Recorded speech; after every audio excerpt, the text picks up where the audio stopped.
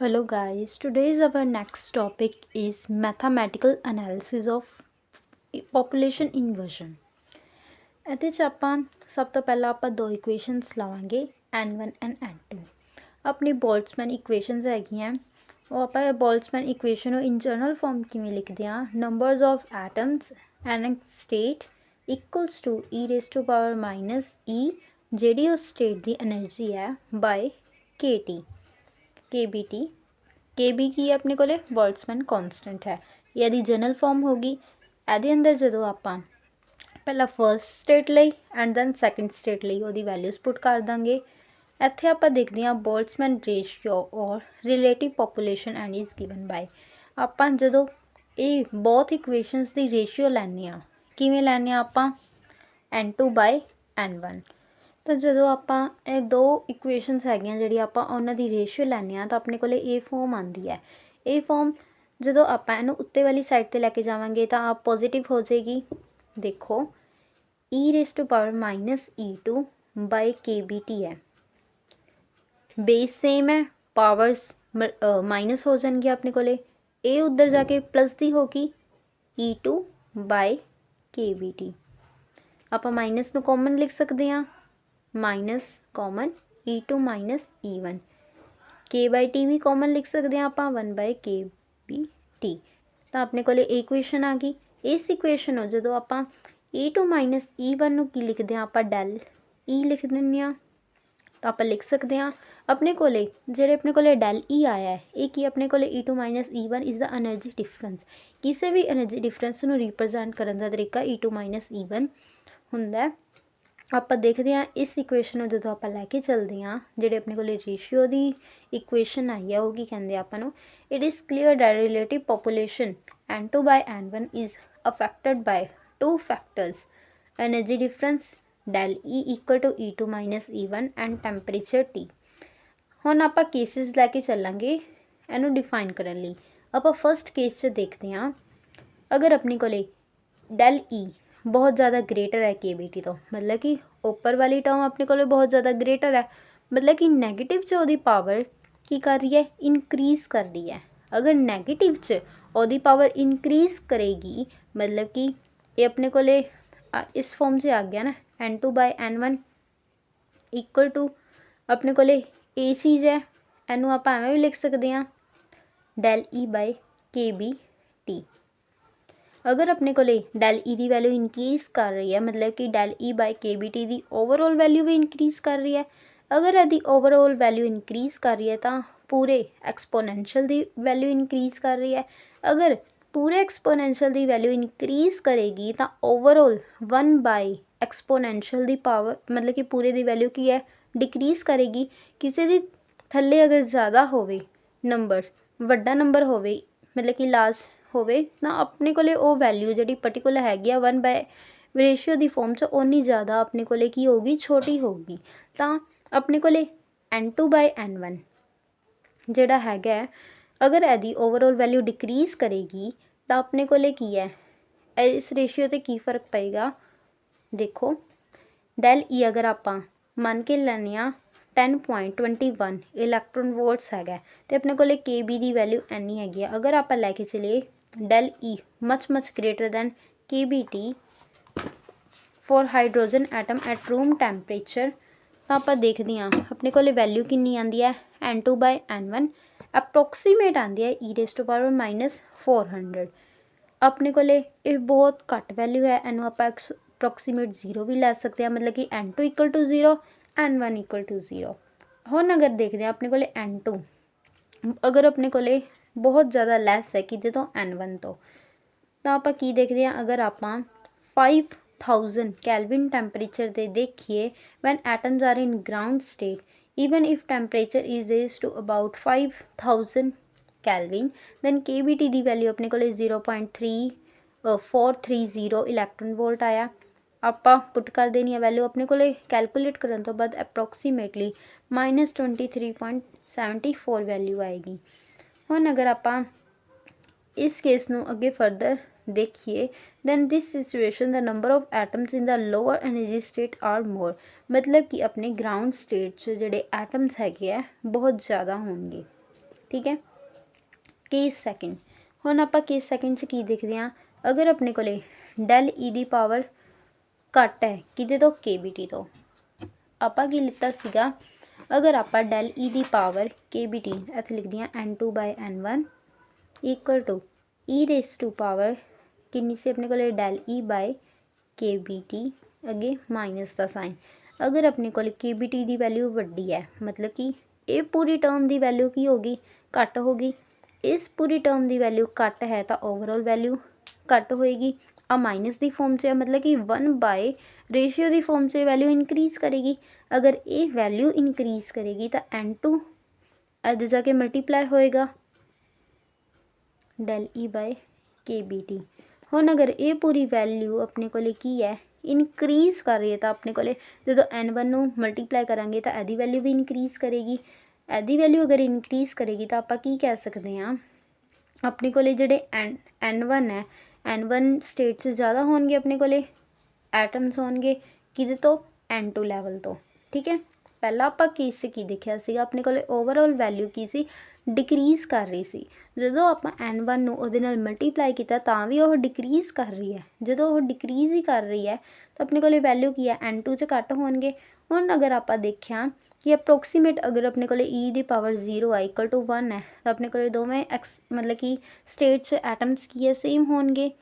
हुण उन्होंने कहा अगर temperature T is large such that T approximate infinity, अगर अपने को टैंपरेचर बहुत ही ज़्यादा है तो भी अपने को value N2 equal to N1 मतलब कि दोवां दे अंदर जोड़े एटम्स होंगे वो सेम होंगे। तो ये अपने को की कहते हैं hence at the high temperature the ground state and higher state are equal populated. बहुत ज़्यादा टैंपरेचर ते जी अपने को हायर स्टेट तो है ही गए एटम्स ते जी ग्राउंड स्टेट होंगे वो भी बहुत ज़्यादा पॉपूलेटेड हो जाएंगे। But long as the sample then thermal equilibrium and the atomic population of the higher state cannot exceed the population of the lower state। वो की कहते हैं अपने को अगर आप देखिए बहुत लंबे टाइम तक देखिए दैन टैंपरेचर इक्विलिब्रियम तक अटेन रहता है। Population of higher state can not be exceed the population of lower state.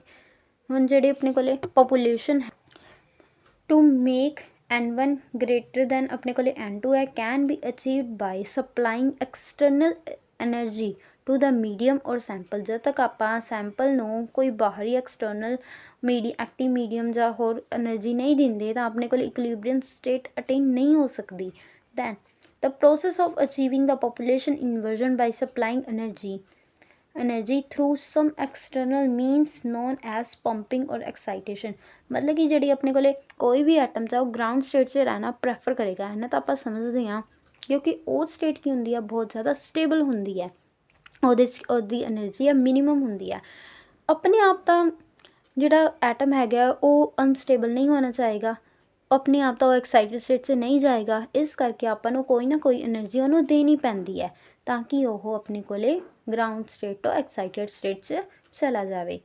इसे चीज़ ਨੂੰ ਆਪਾਂ पॉपूलेशन इन्वर्जन कहने हैं, जो पंपिंग स्कीम राही पंपिंग एक्साइटेशन नाल ਉਹ high lower to higher state से चला जाए एटम। सो ਇੱਥੇ ही ये टॉपिक खत्म होंगे। नैक्सट अपने को की है मैटास्टेबल स्टेट एंड पॉपूलेशन इन्वर्जन। हुण मैटास्टेबल स्टेट की होंगी है, देखो अपने को 3 स्टेट्स है हुण तक आप पढ़िया। किहड़ी स्टेट्स पढ़िया? सब तो पहले अपने को ग्राउंड स्टेट होंगी है, फिर अपने को होंगी है एक्साइटेड स्टेट।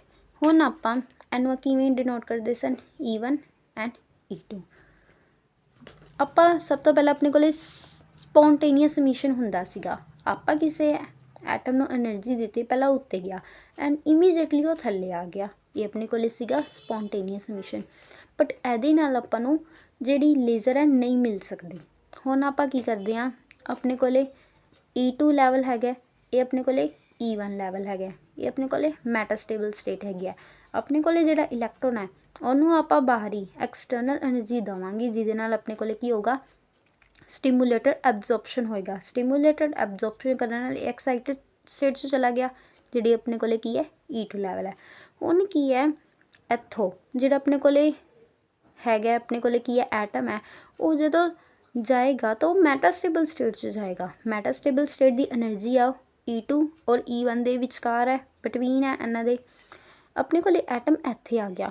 ਹੁਣ ਜਦੋਂ ਇਹਦੀ એનર્ਜੀ ਗਰਾਊਂਡ ਸਟੇਟ ਤੋਂ ਹੈਗੀ ਹੈ ਜ਼ਿਆਦਾ, ਐਕਸਾਈਟਡ ਤੋਂ ਘੱਟ, ਤਾਂ ਇੱਥੇ ਆਪਣੇ ਕੋਲ ਜਿਹੜਾ ਐਟਮ ਹੈ ਉਹ ਰੁਕ ਜਾਏਗਾ। ਇੱਥੇ ਆ ਕੇ ਰੁਕ ਗਿਆ, ਉਹ ਨਾ ਤਾਂ ਉਹ ਥੱਲੇ ਆਉਂਦਾ ਪਿਆ, ਨਾ ਹੀ ਐਕਸਾਈਟ ਹੋ ਜਾਂਦਾ। ਤਾਂ ਇੱਥੋਂ ਆਪਾਂ ਉਹਨੂੰ ਇੱਕ ਵਾਰੀ ਹੋਰ ਬਾਹਰੋਂ ਫੋਟੋਨ ਦੇਵਾਂਗੇ, ਐਨਰਜੀ ਪ੍ਰੋਵਾਈਡ ਕਰਾਂਗੇ, ਜਿਹਦੇ ਨਾਲ ਉਹ ਇਹਦੇ ਨਾਲ ਸਟਰਾਈਕ ਕਰੇਗਾ ਅਤੇ ਉਹ ਲੋਅਰ ਗਰਾਊਂਡ ਸਟੇਟ 'ਚ ਆਪਦੀ ਐਨਰਜੀ ਲੂਜ਼ ਕਰਕੇ ਥੱਲੇ ਆ ਜਾਏਗਾ। ਹੁਣ ਇੱਕ ਤਾਂ ਆਪਾਂ ਜਿਹੜਾ ਇੱਥੇ ਫੋਟੋਨ ਦਿੱਤਾ ਸੀਗਾ, ਠੀਕ ਹੈ, ਇੱਕ ਆਪਾਂ ਇੱਥੇ ਦਿੱਤਾ, ਠੀਕ ਹੈ, ਦੋ ਦਿੱਤੇ ਆ ਨਾ, ਤਾਂ ਦੋਵਾਂ ਦੀ ਐਨਰਜੀ ਆਪਣੇ ਕੋਲ ਇੱਥੇ ਡਬਲ ਆਏਗੀ, 2 ਫੋਟੋਨਸ ਮਿਲਣਗੇ ਆਪਾਂ ਨੂੰ, ਠੀਕ ਹੈ, 2 ਫੋਟੋਨਸ ਮਿਲਣਗੇ। ਹੁਣ ਇੱਥੇ ਆਪਾਂ ਲਗਾਇਆ ਮਿਰਰ। ਹੁਣ ਨਾਲ ਆਪਾਂ ਰੈਜ਼ੋਨੇਟਰ ਕੈਵਿਟੀ ਦੀ ਵੀ ਗੱਲ ਕਰ ਲੈਂਦੇ ਹਾਂ। ਇੱਥੇ ਆਪਾਂ ਲਾਇਆ ਮਿਰਰ। ਆ ਆਪਣੇ ਕੋਲ ਕੀ ਹੈ, 90% ਰਿਫਲੈਕਟਿੰਗ ਹੈ, ਇਹ ਆਪਣੇ ਕੋਲ 100% ਰਿਫਲੈਕਟਿੰਗ ਹੈ। ਇੱਥੋਂ ਜਦੋਂ ਆਪਣੇ ਆ 2 ਐਟਮਸ ਗਏ, ਆਪਣੇ 2 ਫੋਟੋਨਸ ਗਏ, ਇੱਥੇ ਆ ਗਏ, ਇੱਧਰੋਂ ਉਹ ਵਾਪਿਸ ਗਏ, ਰਿਫਲੈਕਟ ਬੈਕ ਹੋ ਗਏ ਪੂਰੀ ਤਰ੍ਹਾਂ। ਹੁਣ ਜਦੋਂ ਰਿਫਲੈਕਟ ਬੈਕ ਹੋਏ ਤਾਂ ਉਹ ਇੱਧਰੋਂ ਪੂਰੀ ਤਰ੍ਹਾਂ ਰਿਫਲੈਕਟ ਬੈਕ ਹੋ ਕੇ ਫਿਰ ਰੈਜ਼ੋਨੇਟਰ ਦੇ ਅੰਦਰ, ਮਤਲਬ ਕਿ ਇਸ ਕੈਵਿਟੀ ਦੇ ਅੰਦਰ ਹੋ ਕੇ ਗਏ। ਤਾਂ ਇੱਥੇ ਉਹਨਾਂ ਨੇ ਦੁਬਾਰਾ ਸਾਰਾ ਪ੍ਰੋਸੈਸ ਹੋਇਆ, ਤਾਂ ਇੱਥੋਂ ਜਿਹੜੇ ਹੁਣ 2 ਗਏ ਸੀ, ਹੁਣ ਉਹ 4 ਆਉਣਗੇ, ਉਹ 4 ਫਿਰ ਵੀ ਰਿਫਲੈਕਟ ਬੈਕ ਹੋਣਗੇ, ਫਿਰ 8 ਬਣਨਗੇ, 16 ਬਣਨਗੇ, ਐਵੇਂ ਕਰਕੇ ਆਪਣੇ ਕੋਲ ਮਿਲੀਅਨਸ ਆਫ ਫੋਟੋਨਸ ਆ ਜਾਣਗੇ। ਜਦੋਂ ਮਿਲੀਅਨਸ ਆਫ ਫੋਟੋਨ ਆਉਣਗੇ ਤਾਂ ਉਹਨਾਂ ਦੀ ਹੋਏਗੀ ਐਂਪਲੀਫਿਕੇਸ਼ਨ। ਅਤੇ ਜਦੋਂ ਐਂਪਲੀਫਿਕੇਸ਼ਨ ਹੋਈ, ਐਂਪਲੀਟਿਊਡ ਫਰਦਰ ਇੱਕੋਦਮ ਇਨਕਰੀਜ਼ ਕੀਤਾ, ਤਾਂ ਆਪਣੇ ਕੋਲ ਇੱਥੇ ਲੇਜ਼ਰ ਆਊਟਪੁੱਟ ਮਿਲੇਗੀ। ਇਹ ਸਾਰਾ ਆਪਣੇ ਕੋਲ ਲੇਜ਼ਰ ਦੀ ਪੂਰੀ ਤਰ੍ਹਾਂ ਪ੍ਰੋਸੈਸ ਹੈਗਾ। ਹੁਣ ਇੱਥੇ ਆਪਣੇ ਕੋਲ ਮੈਟਾਸਟੇਬਲ ਸਟੇਟ ਦਾ ਕੀ ਕੰਮ ਹੈ, ਪੋਪੂਲੇਸ਼ਨ ਇਨਵਰਜਨ ਦੇ ਅੰਦਰ ਆਪਾਂ ਉਹ ਹੁਣ ਰੀਡ ਕਰਾਂਗੇ। ਆਪਾਂ ਇੱਥੇ ਚੈੱਕ ਕਰ ਹੀ ਲਿਆ ਸੀਗਾ ਆਪਣੇ ਕੋਲ, ਇਹ ਆਪਣੇ ਕੋਲ ਇੱਥੇ ਇਹਨਾਂ ਨੇ ਦਿੱਤੀ ਹੋਈ ਗਰਾਊਂਡ ਸਟੇਟ, ਇਹ ਆਪਣੇ ਕੋਲ ਮੈਟਾਸਟੇਬਲ ਸਟੇਟ, ਇਹ ਆਪਣੇ ਕੋਲ ਐਕਸਾਈਟਡ ਸਟੇਟ ਹੈ। ਸਭ ਤੋਂ ਪਹਿਲਾਂ ਆਪਣੇ ਕੋਲ ਆਪਾਂ ਨੂੰ ਪਤਾ ਹੈ ਗਰਾਊਂਡ ਸਟੇਟ 'ਚ ਸਭ ਤੋਂ ਜ਼ਿਆਦਾ ਐਟਮਸ ਹੋਣਗੇ। ਉਸ ਤੋਂ ਬਾਅਦ ਜਦੋਂ ਆਪਾਂ ਨੂੰ ਐਕਸਾਈਟ ਕਰਵਾਇਆ ਤਾਂ ਉਹ ਐਕਸਾਈਟਡ ਸਟੇਟ N3 'ਚ ਚਲੇ ਗਏ। N3 ਤੋਂ ਬਾਅਦ ਉਹ ਮੈਟਾਸਟੇਬਲ ਸਟੇਟ 'ਚ ਆਉਣਗੇ।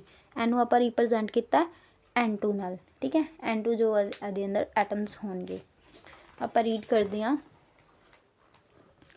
Suppose that the atoms of the given sample or matter are irradiated by the radiation of certain frequency of the result stimulated absorption of photon, raising the electron to higher energy level।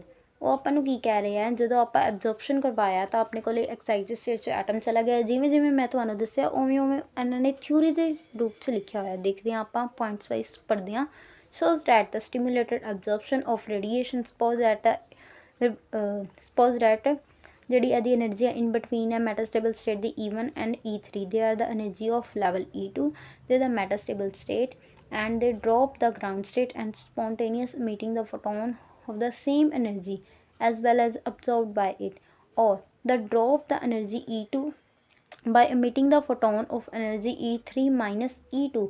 ਉਹ ਕਿੰਨੀ energy excited state ਤੋਂ ਮੈਟਾਸਟੇਬਲ 'ਚ, excited state ਤੋਂ ਆਪਣੇ ਕੋਲ ਮੈਟਾਸਟੇਬਲ state 'ਚ ਆਉਣ ਲਈ ਕਿੰਨੀ ਐਨਰਜੀ ਡਰੋਪ ਕਰੇਗਾ। ਆ E3 ਲੈਵਲ ਹੈ, ਆਪਣੇ ਕੋਲ E2 ਲੈਵਲ ਹੈ, ਐਨੀ ਐਨਰਜੀ ਡਰੋਪ ਕਰੇਗਾ। ਅਤੇ ਮੈਟਾਸਟੇਬਲ ਸਟੇਟ ਤੋਂ ਥੱਲੇ ਆਉਣ ਲਈ ਕਿੰਨੀ ਐਨਰਜੀ ਇਮਿਟ ਕਰੇਗਾ, ਆਪਣੇ ਕੋਲ E2 ਹੈ, ਅਤੇ ਇਹ ਆਪਣੇ ਕੋਲ E1 ਐਨਰਜੀ ਹੈ। ਦੈਨ ਇੱਥੇ ਕਰੇਗਾ E2 ਮਾਈਨਸ E1। ਦੇਖਦੇ ਹਾਂ ਆਪਾਂ।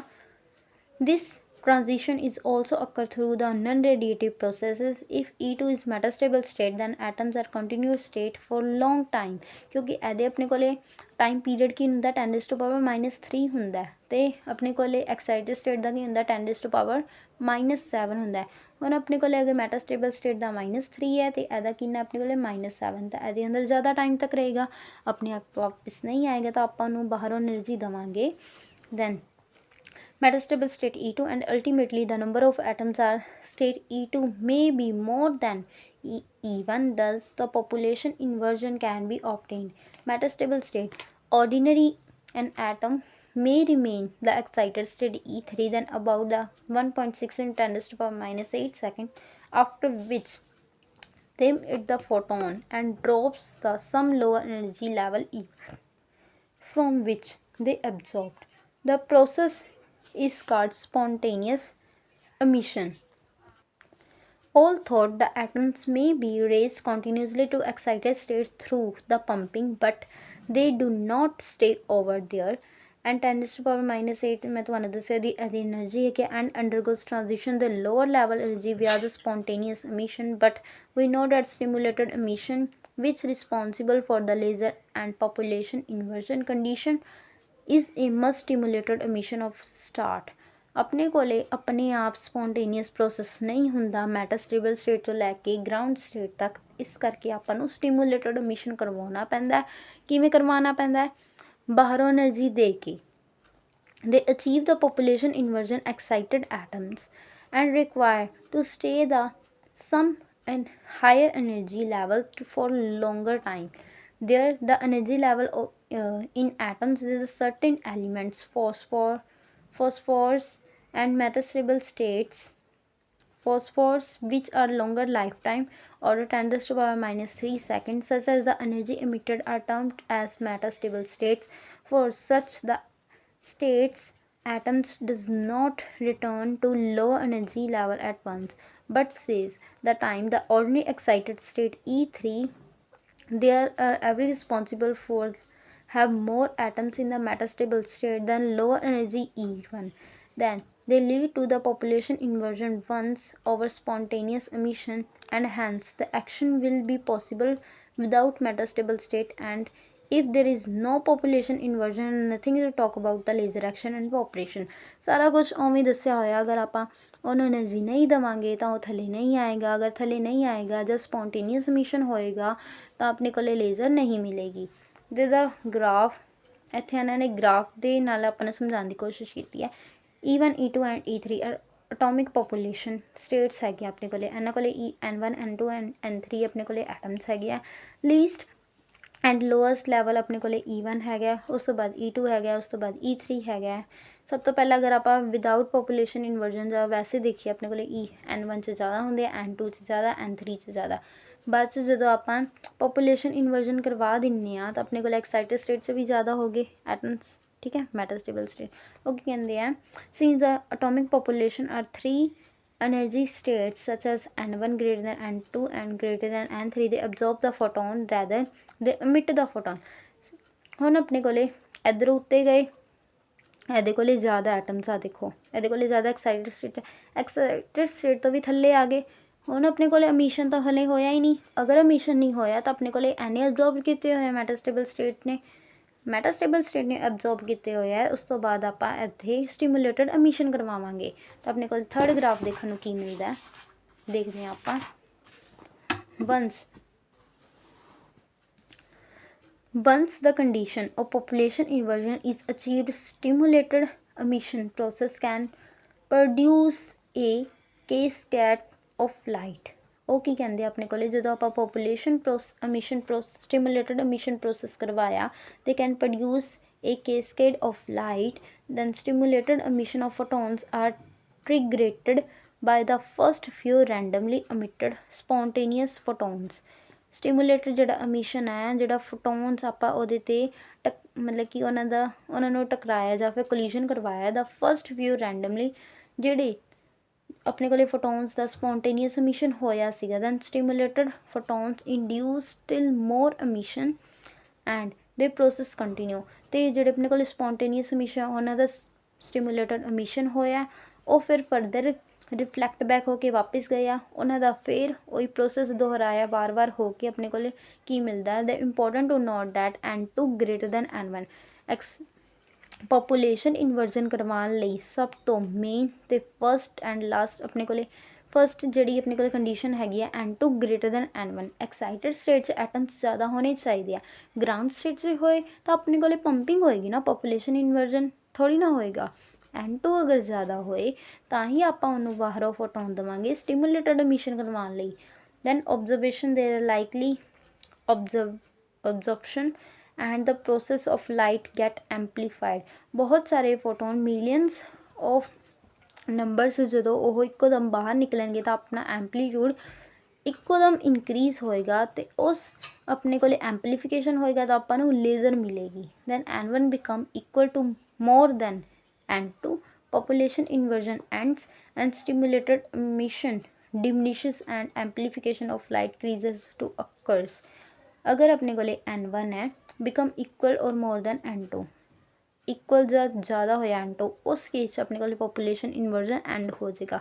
स्टिमुलेटेड एमिशन है वो अपने को ख़त्म हो जाएगा पूरी तरह। Application of light ceases to occur, तो अपने को एम्पलीफिकेशन नहीं होएगी।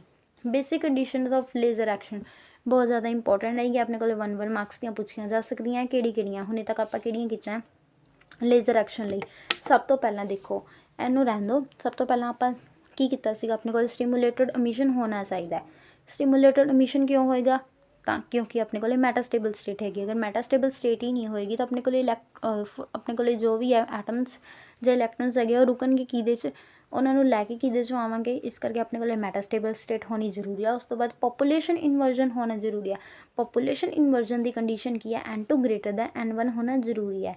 ਆਪਣੇ ਕੋਲ ਆਪਾਂ ਟ੍ਰਿਗਰ ਕਰਵਾਵਾਂਗੇ stimulated emission by first few randomly emitted spontaneous photons. ਆਪਣੇ ਕੋਲ ਸਪੌਂਟੇਨੀਅਸ ਪ੍ਰੋਸੈਸ ਵੀ ਹੋਏਗਾ ਐਂਡ ਆਪਣੇ ਕੋਲ ਸਟਿਮੂਲੇਟਡ ਐਮਿਸ਼ਨ ਦਾ ਵੀ ਪ੍ਰੋਸੈਸ ਹੋਏਗਾ। ਦ ਸਟਿਮੂਲੇਟਡ emitted photons produce a stimulation and consequently light gets amplified and more photons are multiplied। अपने को 2 photons अगर जाएंगे वो वापस रिफ्लैक्ट बैक होंगे कैविटी च, वो फर्दर जाएंगे 4 आएंगे, फर्दर 4 आएंगे, वो 16 हो जाएंगे। इस करके अपने को एम्पलीफाइड मिलियंस ऑफ जो फोटोन्स इकट्ठे होंगे तो अपने को एम्पलीफिकेशन होएगा। एम्पलीफिकेशन तो अपन लेजर मिलेगी। ये सारिया 4 कंडीशनस है। They mention in between the somehow the population are lower becomes an equal to, वही जो इत्थे क्या होया सी उन्होंने वही क्या है ਇੱਥੇ ਸਾਰਾ ਕੁਛ। ਅਗਰ ਆਪਣੇ ਕੋਲ ਇਹ ਸਾਰੀਆਂ ਕੰਡੀਸ਼ਨਸ ਸੈਟਿਸਫਾਈ ਨਹੀਂ ਹੁੰਦੀਆਂ ਤਾਂ ਆਪਣੇ ਕੋਲ ਪੋਪੂਲੇਸ਼ਨ ਇਨਵਰਜਨ ਨਹੀਂ ਹੋਏਗਾ। Components of the leisure device ਔਰ ਲੇਜ਼ਰ, ਇਹਨੂੰ ਆਪਾਂ ਅਗਲੀ ਨੈਕਸਟ ਵੀਡੀਓ 'ਚ ਕਵਰ ਕਰਾਂਗੇ। Thank you.